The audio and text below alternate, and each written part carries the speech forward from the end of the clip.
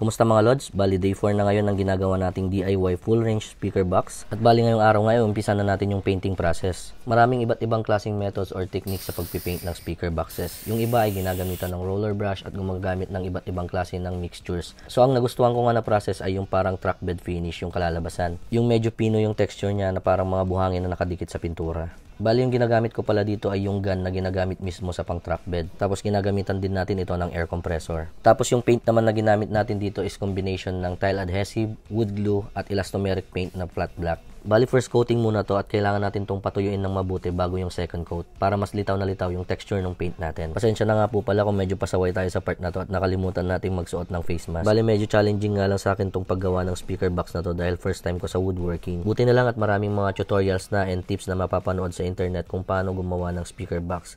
At syempre maraming salamat na rin sa mga kaibigan natin na nagbibigay ng tips and advice kung paano natin mas mapaayos yung gawa natin. So sa mga gumagawa rin dyan ng mga speaker boxes, pwede nyo i-comment sa baba kung ano yung mga methods or techniques na ginagamit nyo para mas mapaayos yung mga projects ninyo. Kaya sa mga nagbabalak din na gumawa nito, huwag kang matakot sumubok at enjoyin mo lang lagi yung proseso. And kung gusto mong makita yung kalalabasan ng DIY project natin na to, huwag mong kalimutang i-click yung follow button. Kaya see you sa mga susunod na episodes ng Buhay Banda.